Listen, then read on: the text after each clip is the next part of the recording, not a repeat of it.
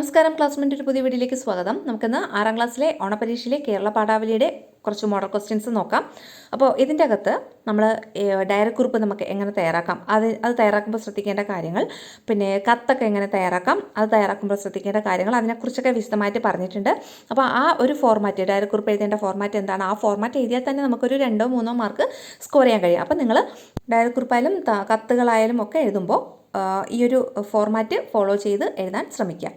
Okay, നമുക്കിന്ന് 6ാം ക്ലാസ്സിലെ കേരള പാഠാവലിയുടെ ഒരു മാതൃകാ ചോദ്യപേപ്പർ നോക്കാം. നിങ്ങളുടെ എക്സാമിൻ്റെ ടൈം എന്ന് പറയുന്നത് 2 മണിക്കൂർ 15 മിനിറ്റ് ആണ്. അതിൽ ആദ്യത്തെ 15 മിനിറ്റ് സമാശ്വാസ സമയമാണ്, കൂൾ ഓഫ് ടൈമാണ്. 6 ചോദ്യങ്ങൾക്കാണ് ഇവിടെ നമ്മൾ ഉത്തരം എഴുതേണ്ടത്.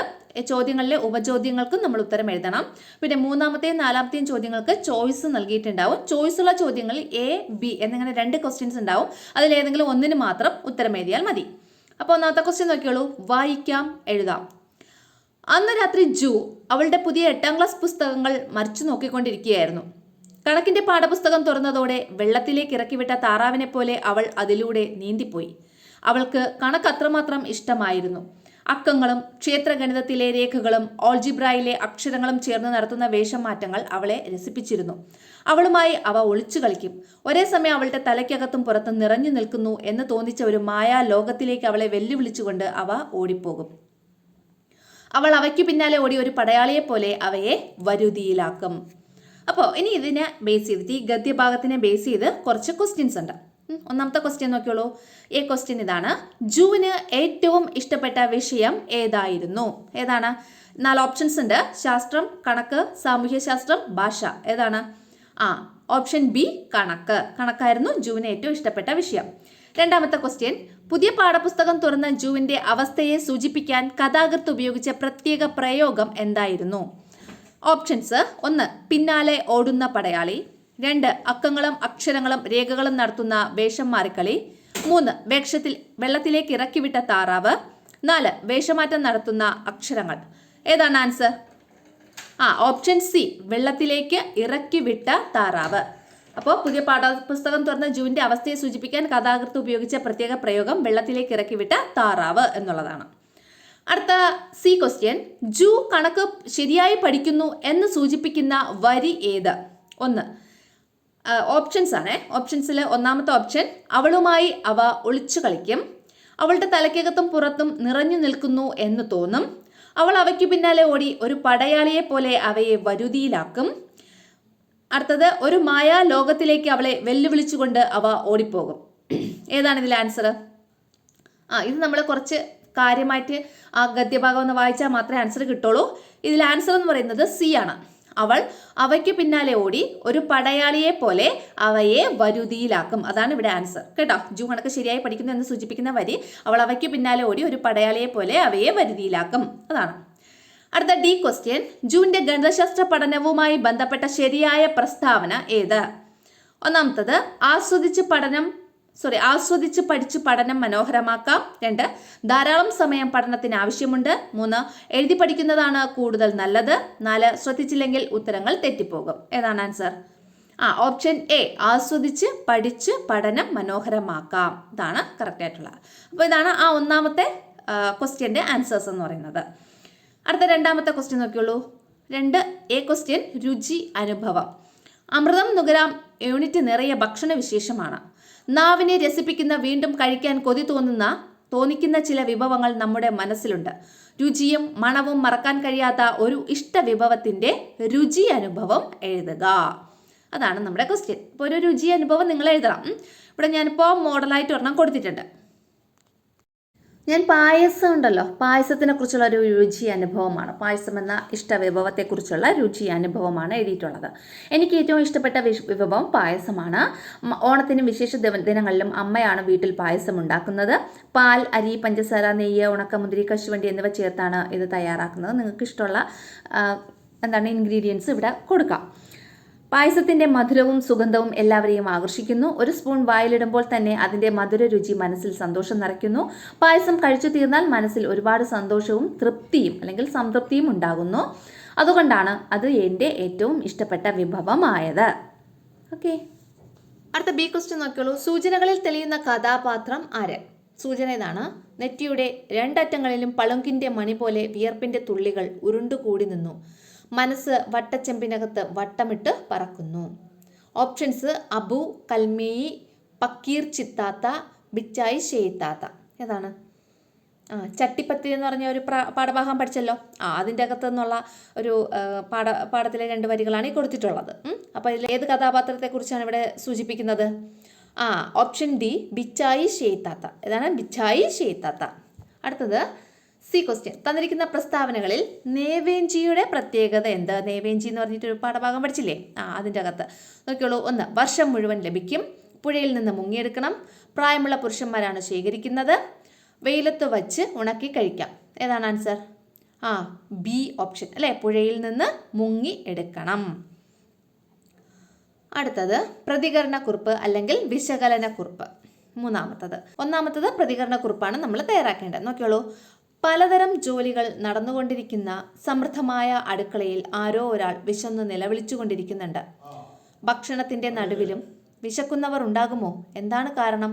പാഠഭാഗത്തെ ആശയവും നിങ്ങളുടെ അഭിപ്രായവും ചേർത്ത് പ്രതികരണക്കുറിപ്പ് തയ്യാറാക്കുക. നോക്കൂ ആൻസർ. പാഠഭാഗത്തിൽ എപ്പോഴും വിശന്ന് നിലവിളിച്ചുകൊണ്ടിരിക്കുന്ന ഒരാൾ എന്ന് സൂചിപ്പിക്കുന്നത് ആരെയാണ്? അമ്മയെയാണ്. അമ്മ തൻ്റെ വിശപ്പിനേക്കാൾ കുടുംബത്തിൻ്റെ വിശപ്പിനാണ് മുൻഗണന നൽകുന്നത്. കുട്ടികൾക്കും കുടുംബത്തിനും ഭക്ഷണം ഒരുക്കി കൊടുക്കുമ്പോൾ അമ്മയുടെ സ്വന്തം വിശപ്പ് പലപ്പോഴും അവഗണിക്കപ്പെടുന്നു. രാവിലത്തെയും ഉച്ചത്തെയും വൈകുന്നേരത്തെയും രാത്രിയിലത്തെയും ഭക്ഷണം ഒരുക്കലും ഭക്ഷണശേഷമുള്ള വൃത്തിയാക്കലും ഇങ്ങനെ അടുക്കളപ്പണി നിരന്തരമായി ചെയ്ത് അമ്മ വളരെയധികം ക്ഷീണിതയാവുകയാണ്. പലപ്പോഴും അമ്മയ്ക്ക് സ്വന്തം വിശപ്പിനെ മറക്കേണ്ടി വരുന്നു. ഇത് അമ്മയുടെ ത്യാഗവും കരുതലും സ്നേഹവും അടയാളപ്പെടുത്തുന്നു എന്ന് പാഠം വ്യക്തമാക്കുന്നു. അടുത്തത് 3B വിശകലനക്കുറിപ്പാണ്. അപ്പോൾ എ അല്ലെങ്കിൽ ബി, ഇതിൽ രണ്ടിൽ ഏതെങ്കിലും ഒന്നിൻ്റെ ആൻസർ നിങ്ങൾ എഴുതിയാൽ മതിയാകും. എയുടെ ആൻസർ നമ്മൾ പറഞ്ഞു. അടുത്ത ബി വിശകലനക്കുറിപ്പാണ്. നോക്കിയോളൂ. അടുക്കളയിൽ എപ്പോഴും പണി ചെയ്തുകൊണ്ടിരിക്കുന്ന ആളാണ് അമ്മ. 2 കൈകൾ കൊണ്ട് എത്ര പണികളാണ് ചെയ്തു തീർക്കുന്നത്? കുടുംബത്തിന് വേണ്ടിയുള്ള അമ്മയുടെ അധ്വാനം വിശകലനം ചെയ്ത് കുറിപ്പ് തയ്യാറാക്കുക. നോക്കിയോളൂ, അതിൻ്റെ ഒരു മോഡലാണ് ഇവിടെ കൊടുത്തിട്ടുള്ളത്. അമ്മയുടെ പ്രയാസങ്ങളും കഷ്ടപ്പാടുകളുമാണ് മുകളിലത്തെ വരികളിൽ നിന്ന് നമുക്ക് മനസ്സിലാക്കാൻ കഴിയുന്നത്, അല്ലെങ്കിൽ ഈ തന്നിട്ടുള്ള വരികളിൽ നിന്ന് നമുക്ക് മനസ്സിലാക്കാൻ കഴിയുന്നതെന്ന് എഴുതാം. കുടുംബത്തിനായി അവൾ എപ്പോഴും പാചകം ചെയ്യുകയും എല്ലാവർക്കും വേണ്ടിയുള്ള ഭക്ഷണം ഒരുക്കുകയും ചെയ്യുന്നു. എന്നാൽ അവൾക്ക് സ്വയം ഭക്ഷണം കഴിക്കാൻ പോലും സമയം കിട്ടാറില്ല.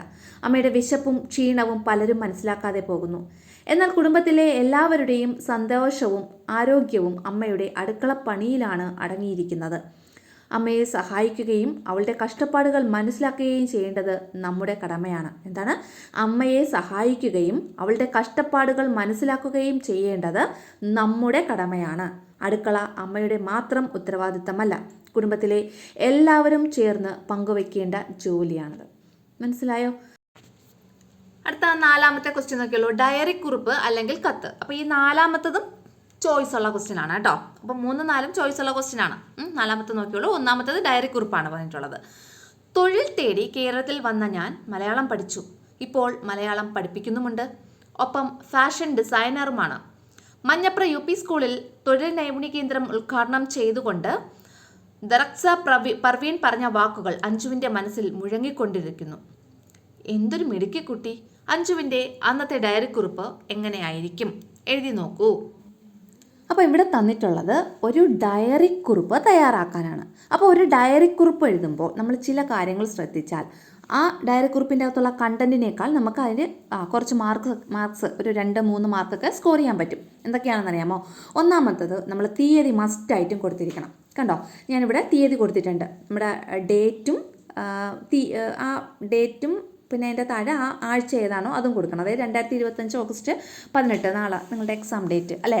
അപ്പോൾ നാളത്തെ തീയതി കൊടുത്തിട്ടുണ്ട്. അതിൻ്റെ താഴെ ആ ദിവസത്തെ ഡേയും കൊടുത്തിട്ടുണ്ട്, തിങ്കൾ എന്നുള്ളത്.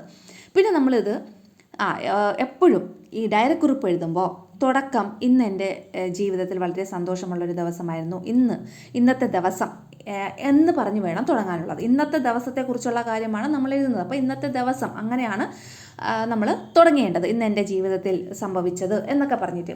അപ്പോൾ അങ്ങനെയുള്ള ഒരു രീതിയിലാണ് നമ്മൾ തുടങ്ങേണ്ടത്. പിന്നെ ഇതിൽ നമ്മൾ സ്വയം സംസാരിക്കുന്ന രീതി, നമ്മൾ നമ്മളോട് സംസാരിക്കുന്ന രീതിയിലാണ് എഴുതേണ്ടത്. നമ്മൾ നമ്മളോട് സംസാരിക്കുന്ന രീതിയിലാണ് എഴുതേണ്ടത്. ഇത് നമുക്ക് വായിച്ച് നോക്കിയാൽ അത് മനസ്സിലാവും. പിന്നെ ആ ദിവസത്തുള്ള പ്രധാനപ്പെട്ട സംഭവങ്ങൾ മാത്രം നമ്മൾ ഉൾപ്പെടുത്തിയാണ് ഈ ഡയറി കുറിപ്പ് തയ്യാറാക്കേണ്ടത്. പിന്നെ ഉള്ളത് ലളിതമായ ഭാഷയിൽ, വളരെ ലളിതമായിട്ടുള്ള ഭാഷയിൽ വേണം നമ്മൾ ഡയറി കുറിപ്പ് തയ്യാറാക്കാനുള്ളത്. പിന്നെ എന്നിട്ട് അവസാനം നമ്മൾ ഇതെൻ്റെ ജീവിതത്തിൽ എനിക്ക് ഒരിക്കലും മറക്കാനാകാത്തൊരു സംഭവമായി എന്നൊക്കെ പറഞ്ഞിട്ട് അവസാനിപ്പിക്കണം കേട്ടോ. അപ്പോൾ ഇങ്ങനെയാണ് ഒരു ഡയറി കുറിപ്പ് തയ്യാറാക്കേണ്ടത്. അപ്പോൾ ഇത് ശ്രദ്ധിച്ച് വെച്ചേക്കാം. ഡേറ്റും ആ ദിവസത്തെ ഡേറ്റും ഡേയും കറക്റ്റായിട്ട് കൊടുത്തേക്കണം കേട്ടോ. അപ്പോൾ നിങ്ങൾക്ക് അവിടെ ഒരു മാർക്കോ 2 മാർക്കോ ഒക്കെ വീഴും കേട്ടോ. നോക്കിയോളൂ. ഇനി നമുക്ക് വായിക്കാം എന്താണ് ഡയറി കുറിപ്പിൽ പറഞ്ഞിട്ടുള്ളതെന്ന്. ഇന്ന് വളരെ സന്തോഷമുള്ള ഒരു ദിവസമായിരുന്നു. ഞങ്ങളുടെ സ്കൂളിൽ തൊഴിൽ നൈപുണ്യ കേന്ദ്രം ഉദ്ഘാടനം നടന്നു. അവിടെ ഉണ്ടായ അനുഭവങ്ങൾ ഇന്നും മനസ്സിൽ നിറഞ്ഞു നിൽക്കുന്നു. ദറക്സ പർവീൻ, അറിയാലോ, അതിൻ്റെ അകത്ത് ഉണ്ടായിരുന്നു, ക്വസ്റ്റ്യനിലുണ്ടായിരുന്നു ആ ആളുടെ പേര്, ആയിരുന്നു ചടങ്ങ് ഉദ്ഘാടനം ചെയ്തത്. അവരുടെ വാക്കുകൾ നമുക്ക് ഏറെ പ്രചോദനം നൽകുന്നതായിരുന്നു.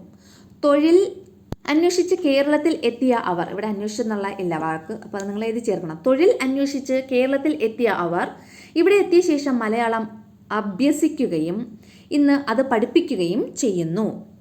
എന്തൊരു മിടുക്കി കുട്ടിയാണ്.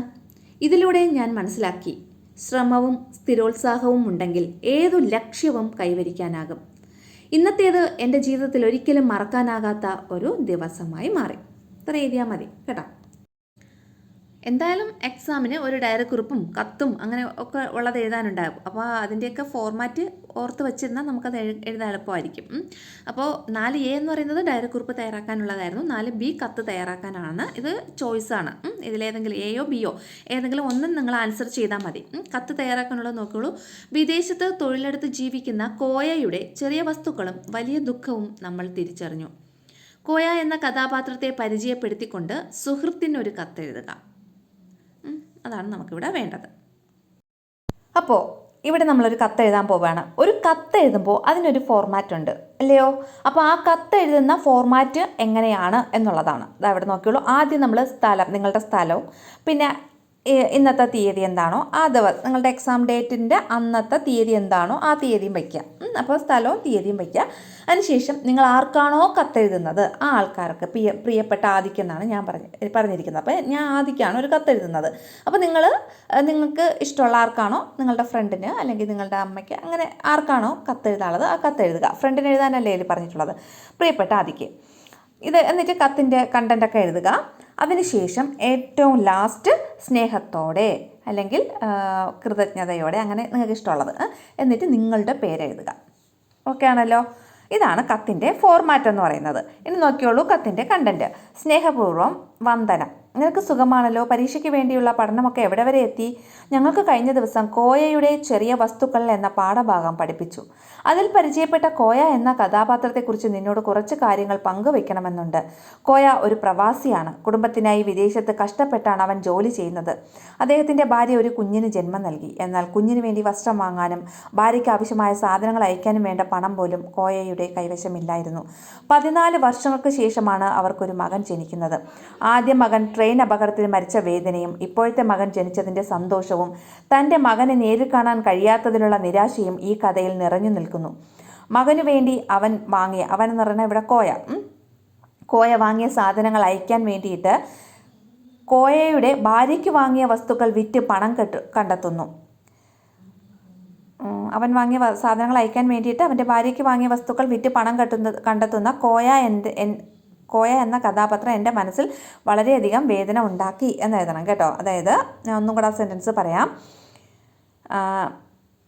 ഈ കഥയിൽ നിറഞ്ഞു നിൽക്കുന്നു ഫുൾ സ്റ്റോപ്പ്. അടുത്ത സെൻറ്റൻസ്. മകനു വേണ്ടി അവൻ വാങ്ങിയ സാധനങ്ങൾ അയക്കാൻ വേണ്ടിയിട്ട് അവൻ്റെ ഭാര്യയ്ക്ക് വാങ്ങിയ വസ്തുക്കൾ വിറ്റ് പണം കണ്ടെത്തുന്ന കോയ എന്ന കഥാപാത്രം എൻ്റെ മനസ്സിൽ വളരെയധികം വേദന ഉണ്ടാക്കി. ഈ കഥ നീ വായിക്കുകയാണെങ്കിൽ നിനക്ക് തീർച്ചയായിട്ടും ഇത് വളരെയധികം ഇഷ്ടപ്പെടും. കഥ വായിച്ചതിന് ശേഷമുള്ള നിൻ്റെ മറുപടി കത്ത് ഞാൻ പ്രതീക്ഷിക്കുന്നു. സ്നേഹത്തോടെ ശരണ്യ. ഞാൻ എൻ്റെ പേരാണ് എഴുതിയേക്കുന്നത്. നിങ്ങളെ പേര് എഴുതണം കേട്ടോ, സ്നേഹത്തോടെ എന്ന് പറഞ്ഞിട്ട്. അപ്പോൾ കത്തിൻ്റെ ഫോർമാറ്റ് അറിയാലോ. 5 മാർക്കിനാണ് നമ്മുടെ ക്വസ്റ്റ്യൻ എങ്കിൽ നിങ്ങൾക്ക് ഈ കത്തിൻ്റെ ഫോർമാറ്റ് കറക്റ്റായിട്ട് എഴുതിയിരുന്ന ഒരു 2 മാർക്ക് അവിടെ വീഴും. 2 അല്ല, ചിലപ്പോൾ 3 മാർക്കും വീഴും കേട്ടോ. അപ്പോൾ 4 കഴിഞ്ഞു. അടുത്ത 5ാമത്തെ ക്വസ്റ്റ്യൻ ആണേ. താരതമ്യക്കുറിപ്പ് തയ്യാറാക്കാനുള്ളതാണേ. നോക്കിയോളൂ. എത്ര മഴയാണെങ്കിലും സ്കൂൾ വിട്ടാൽ ഒറ്റ ഓട്ടമാണ്. കൂടെയൊന്നും ഉണ്ടാവില്ല, നനഞ്ഞോടും. ഉള്ളിലെരിയുന്ന വിശപ്പ് ഓട്ടത്തിന് ശക്തി കൂട്ടും. ഇലയിൽ കുടഞ്ഞിട്ട പുഴുക്കിൻ്റെയും വെളിച്ചെണ്ണയൊഴിച്ച കാന്താരി ചമ്മന്തിയുടെയും ചൂട് കട്ടൻ കാപ്പിയുടെയും മണങ്ങൾ ഒന്നിച്ചെത്തി പടിക്കൽ നിന്ന് വീട്ടിലേക്ക് കൂട്ടിക്കൊണ്ടുപോകും. പ്രധാന ലക്ഷ്യമായ അടുക്കളയിലേക്ക് എത്തി നോക്കും. പിന്നെ ഒരൊറ്റ പാച്ചിലാണ്. കുളിച്ചെന്ന് വരുത്തി ഇലക്കീറ്റിലെടുത്ത പുഴുക്കുമായി നേരെ ഉമ്മറത്തേക്ക്. മുറ്റം വിഴുങ്ങുന്ന മഴത്തുള്ളികളെ നോക്കിയിരുന്ന് എരിവുള്ള ചൂടിനെയും ചൂടുള്ള മധുരത്തെയും ഒന്നിച്ച് നാവ് ഏറ്റുവാങ്ങും. ഇതിനൊക്കെ പുറമെ നനുത്ത കുളിരായി മുത്തശ്ശിയുടെ സ്നേഹവും. ബാല്യകാലത്തെ ഓർമ്മകൾ പങ്കുവെച്ചതാണ് ഒരു കൂട്ടുകാരി. നിങ്ങൾ പഠിച്ച കൊയക്കട്ട എന്ന പാഠവുമായി ബന്ധപ്പെടുത്തി താരതമ്യക്കുറിപ്പ് തയ്യാറാക്കുക. അപ്പോൾ താരതമ്യക്കുറിപ്പ് നമുക്ക് തയ്യാറാക്കി നോക്കാം. ഇവിടെ നമ്മൾ ഒരു താരതമ്യക്കുറിപ്പാണ് തയ്യാറാക്കേണ്ടത്. താരതമ്യക്കുറിപ്പ് എന്ന് പറയുമ്പോൾ നമ്മുടെ ക്വസ്റ്റ്യനിൽ തന്നിട്ടുള്ളതെന്ന് പറയുമ്പോൾ മഴ പെയ്ത് അത് കഴിഞ്ഞിട്ട് സ്കൂൾ വിട്ടു, നമ്മൾ വീട്ടിലേക്ക് ഓടിയെത്തി, വീട്ടിൽ നിന്ന് മുത്തശ്ശി തരുന്ന പുഴുക്കും കാന്താരി ചമ്മന്തിയും കട്ടൻ ചായയും ഒക്കെ കഴിക്കുന്നു. അതൊരു നല്ല അനുഭവമാണ് എന്നാണ് പറഞ്ഞിട്ടുള്ളത്. അതുപോലെ കൊയക്കട്ട എന്ന പാഠഭാഗത്തിൽ വല്യമ്മ കൊയക്കട്ട കൊണ്ടുവരുന്നുണ്ട് അല്ലേ. പണി കഴിഞ്ഞ് തിരിച്ചു വരുമ്പോൾ കുട്ടികൾക്കായിട്ട് കൊയക്കട്ട കൊണ്ടുവരുന്നുണ്ട്. അപ്പോൾ ഇതിനെ രണ്ടിനെയും കൂടെ താരതമ്യം ചെയ്ത് ഒരു കുറിപ്പ് തയ്യാറാക്കാനാണ് പറഞ്ഞിട്ടുള്ളത്. അപ്പോൾ നമ്മൾ നോക്കിയോളൂ. കൂട്ടുകാരി ബാല്യകാലത്ത് സ്കൂൾ വിട്ടാൽ ഓടി വീട്ടിലെത്തുമ്പോൾ മുത്തശ്ശി സ്നേഹത്തോടെ നൽകുന്ന പുഴുക്കും വെളിച്ചെണ്ണ ഒഴിച്ച കാന്താരി ചമ്മന്തിയും ചൂട് കട്ടൻ കാപ്പിയും കുടിച്ചിരുന്നതൊരു മധുരമായ ഓർമ്മയായിട്ടാണ് ഇവിടെ അവതരിപ്പിച്ചിരിക്കുന്നത്. കൊയക്കട്ട എന്ന പാഠഭാഗത്തിലും ഇതുപോലെ ഒരു അനുഭവം കാണാം. അവിടെയും വല്യമ്മ പണി കഴിഞ്ഞ് കൊയക്കട്ട വാങ്ങി വീട്ടിലെത്തുമ്പോൾ കുട്ടികൾ അതിനായി നിന്നിരുന്നു. വല്യമ്മ കൊണ്ടുവന്ന ഈ കൊഴക്കട്ട കൊയക്കട്ട കുട്ടികളുടെ ഏറ്റവും പ്രിയപ്പെട്ട ഭക്ഷണമായി മാറുന്നു. രണ്ടു സ്ഥലങ്ങളിലും കുട്ടികളുടെ സന്തോഷവും സ്നേഹവും ലളിതമായ ഭക്ഷണങ്ങളിലും കുടുംബ സൗഹൃദങ്ങളിലുമാണെന്ന് തെളിഞ്ഞു നിൽക്കുന്നു. അല്ലേ, ലളിതമായ ഭക്ഷണങ്ങളിലാണ്. കാരണം കൊയക്കട്ട എന്ന പാഠഭാഗത്തിൽ മുത്തശ്ശിയിലെ വല്യമ്മ കൊണ്ടുവരുന്ന കൊയക്കട്ട എന്ന് പറയുന്ന ആ ഒരു ഭക്ഷണ സാധനം, പിന്നെ ഇവിടെ കൂട്ടുകാരി പറഞ്ഞിരിക്കുന്ന ആ അനുഭവത്തിൽ പുഴുക്കും കാന്താരി ചമ്മന്തിയും കട്ടൻ കാപ്പിയും അല്ലേ. ഇത് രണ്ടും ലളിതമായിട്ടുള്ളതും എന്നാൽ നല്ല ആരോഗ്യപ്രദം നൽകുന്നതുമായിട്ടുള്ള ഭക്ഷണമാണ് അല്ലേ. ഇനി പഴയകാല ബാല്യകാലത്തിൻ്റെ സ്നേഹവും കൂട്ടായ്മയും കാത്തിരിപ്പ് എന്നിവ ഇരു അനുഭവങ്ങളിലും നമുക്ക് ഒരുപോലെ കാണാൻ കഴിയും. ഇങ്ങനെ ഒരു താരതമ്യക്കുറിപ്പാണ് നിങ്ങൾ തയ്യാറാക്കേണ്ടത് കേട്ടോ. രണ്ട് കാര്യങ്ങളിലും ഒരേപോലെയുള്ള കാര്യങ്ങൾ എന്തൊക്കെയാണ്, രണ്ട് അനുഭവങ്ങളിലും ഒരേപോലെ കാര്യങ്ങൾ എന്തൊക്കെയാണ് എന്നുള്ളത് മനസ്സിലാക്കി അതിനെക്കുറിച്ച് വേണം നമ്മൾ താരതമ്യക്കുറിപ്പ് തയ്യാറാക്കുമ്പോൾ എഴുതേണ്ടത്. അടുത്ത ആറാമത്തെ ലാസ്റ്റ് ക്വസ്റ്റ്യൻ ആണ്. കഥാപാത്ര നിരൂപണമാണ് നമ്മൾ എഴുതേണ്ടത്. പലഹാരങ്ങളുടെ താജു പണിയുന്ന താത്തയായിട്ടാണ് ചട്ടിപ്പത്തിരിയിലെ ബിച്ചായി ഷേയ് താത്തയെ നമ്മൾ കണ്ടത്. ഏറ്റവും ശ്രദ്ധയോടെ കൃത്യതയോടെ പലഹാരപ്പണിയിൽ മുഴുകിയിരിക്കുന്ന താത്ത നമ്മുടെയൊക്കെ മനസ്സിൽ നിറഞ്ഞു നിൽക്കുന്നു. ആ കഥാപാത്രത്തിൽ നിങ്ങൾ കണ്ട പ്രത്യേകതകൾ ഉൾപ്പെടുത്തി ബിച്ചായി ഷേയ് താത്തയെക്കുറിച്ച് കഥാപാത്ര നിരൂപണം തയ്യാറാക്കണം. ഈ ബിച്ചായി ഷേയ് താത്തയെക്കുറിച്ചുള്ള കഥാപാത്ര നിരൂപണമാണ് നമ്മൾ തയ്യാറാക്കേണ്ടത്. നോക്കിയോളൂ, ബിച്ചായി ഷേയ് താത്ത എന്ന് പറഞ്ഞ കഥാപാത്ര നിരൂപണം നോക്കിയോളൂ. P.A. മുഹമ്മദ് കോയയുടെ മുസ്ലിം കൂട്ടുകുടുംബങ്ങളുടെ ജീവിതം പശ്ചാത്തലമാക്കി രചിച്ച സുൽത്താൻ വീട് എന്ന നോവലിലെ ഒരു കഥാപാത്രമാണ് ബിച്ചായി ഷേയ് താത്ത. വലിയുമ്മയായ ബിച്ചായി ഷേയ് താത്തയുടെ നേതൃത്വത്തിലാണ് ചട്ടിപ്പത്തിരി ഉണ്ടാക്കുന്നത്. ഭക്ഷണം തയ്യാറാക്കുന്നതിൽ അവർക്ക് പ്രത്യേക കഴിവുണ്ട്. വളരെ വൃത്തിയോടെയും രുചിയോടെയും ചട്ടിപ്പത്തിരി പോലെയുള്ള പലഹാരങ്ങൾ ഉണ്ടാക്കുന്നു. അവർക്ക് ഭക്ഷണത്തെക്കുറിച്ചുള്ള സൂക്ഷ്മമായ പരിജ്ഞാനമുണ്ട്. അവരുടെ കയ്യിൽ നിന്നുള്ള വിഭവങ്ങൾക്ക് പ്രത്യേക രുചിയും സൗന്ദര്യവും ലഭിക്കുന്നു. മക്കളും പേരക്കുട്ടികളും ഈ കഴിവ് കൈവരിക്കണമെന്നാണ് ബിച്ചായി ഷേയ് താത്ത ആഗ്രഹിക്കുന്നത്. അതിനുവേണ്ടി പാചകത്തിൻ്റെ രഹസ്യങ്ങളും അതിനുവേണ്ടുന്ന നിർദ്ദേശങ്ങളും അവർ പങ്കിടുന്നു. കഥാകാരൻ്റെ അഭിപ്രായത്തിൽ പലഹാരങ്ങളുടെ താജ്മഹൽ തീർത്ത കൈകൾക്ക് ആശ്വാസവും മനസ്സിൽ നിറഞ്ഞ തൃപ്തിയും ലഭിക്കുന്ന നിമിഷമാണത്. അല്ല, അതിൻ്റെ ഇടയ്ക്ക് ഒരു സെൻറ്റൻസ് ഉണ്ട്. പാചകം പൂർത്തിയാകുമ്പോൾ മാത്രമാണ് അവർ വിശ്രമിക്കാനിരിക്കുന്നത്. കഥാകാരൻ്റെ അഭിപ്രായത്തിൽ പലഹാരങ്ങളുടെ താജ്മഹൽ തീർത്ത കൈകൾക്ക് ആശ്വാസവും മനസ്സിൽ നിറഞ്ഞ തൃപ്തിയും ലഭിക്കുന്ന നിമിഷമാണത്. ഏത് നിമിഷം? അവർ ഇരിക്കുന്നത് അല്ലേ, പാചകം കംപ്ലീറ്റ് ചെയ്ത് അല്ലെങ്കിൽ പൂർത്തിയാക്കിയിട്ട് അവർ വന്നിരിക്കുന്ന ആ ഒരു സമയത്തെയാണ് കഥാകാരൻ ഇങ്ങനെ പറഞ്ഞത്. എന്താണ്? പലഹാരങ്ങളുടെ താജ്മഹൽ തീർത്ത കൈകൾക്ക് ആശ്വാസവും മനസ്സിൽ നിറഞ്ഞ തൃപ്തിയും ലഭിക്കുന്ന നിമിഷമെന്ന്. ബിച്ചായി ഷേയ് താത്ത എന്ന കഥാപാത്രം വായനക്കാരുടെ മനസ്സിൽ എക്കാലവും തങ്ങി നിൽക്കുന്നതാണ്. ഇത്രയാണ് ഇവിടെ ഉള്ളത്. ഓക്കെ ആണല്ലോ. അപ്പോൾ നമ്മുടെ 6ാം ക്ലാസ്സിലെ മോഡൽ ക്വസ്റ്റ്യൻ പേപ്പർ കംപ്ലീറ്റ് ആയി. അപ്പോൾ ഈ ഒരു മോഡലിലായിരിക്കും എക്സാം വരുന്നത്. എല്ലാവരും നന്നായിട്ട് എക്സാം എഴുതുക. എല്ലാവർക്കും നല്ല മാർക്ക് സ്കോർ ചെയ്യാൻ കഴിയട്ടെ എന്ന് ആശംസിക്കുന്നു. നന്ദി.